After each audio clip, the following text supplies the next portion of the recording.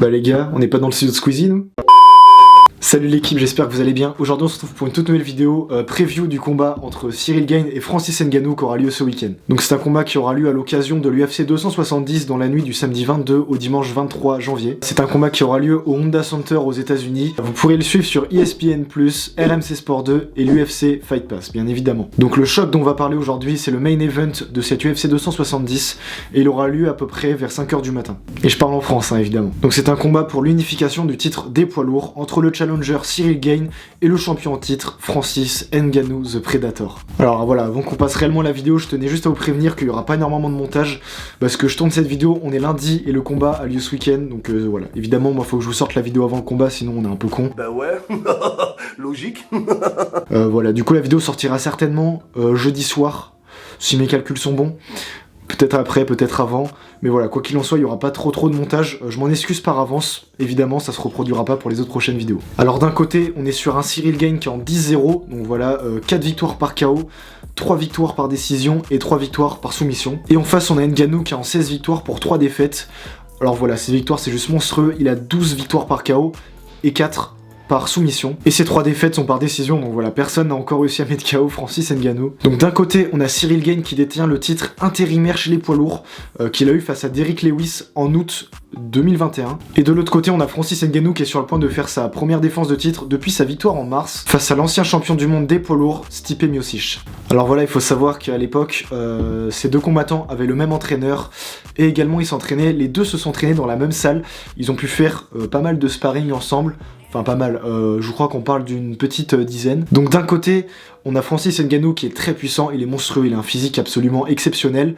Il est dévastateur, voilà, chacun de ses coups est dévastateur, ces 12 KO, évidemment, ils sont pas là pour rien. Après, je trouve pas que ça soit quelqu'un de très complet, également ce qu'ont pu dire plusieurs professionnels, donc voilà, moi je me mouille pas trop en disant ça, mais ce qui est évident, c'est qu'il a une puissance absolument dévastatrice, cependant, il n'est pas très complet. Voilà, en tout cas, il semblerait que les deux aient peut-être des lacunes au sol, en tout cas, voilà, on les a pas vus beaucoup combattre au sol, quoique Ciryl Gane, on l'a un petit peu vu, Francis Ngannou aussi, mais ils sont évidemment plus avantagés debout, que ce soit Ciryl Gane ou le Predator. Cependant, on a pu voir sur les réseaux une publication de Francis Ngannou où il s'entraîne à faire de la lutte et il s'entraîne notamment au sol. Donc on pourrait potentiellement, dans l'idée où on s'imagine le déroulement du combat, ça pourrait être un combat qui aurait lieu debout principalement. Comme on a pu le voir sur les réseaux sociaux, on est sur deux combattants qui sont dans une forme olympique, donc ça promet un combat d'anthologie. Alors d'un côté, on a Ciryl Gane qui est mobile, qui arrive à bien tenir sa distance, qui a un style de jeu qui est évidemment intelligent, face à un Predator qui devrait certainement compter sur sa puissance, en sachant que Ciryl Gane est particulièrement à l'aise sur ses appuis, donc peut-être qu'on pourrait voir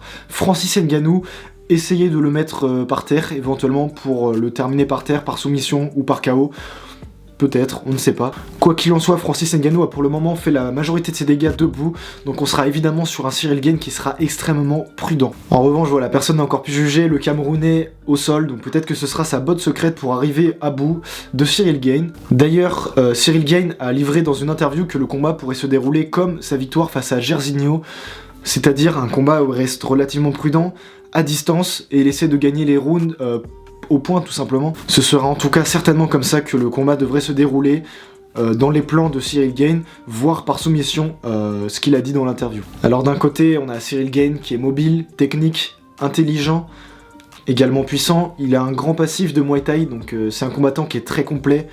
Voilà, il est très puissant également, hein. Je vante beaucoup la puissance du Predator, faut pas oublier que les coups de Ciryl Gane peuvent également être dévastateurs sur Francis.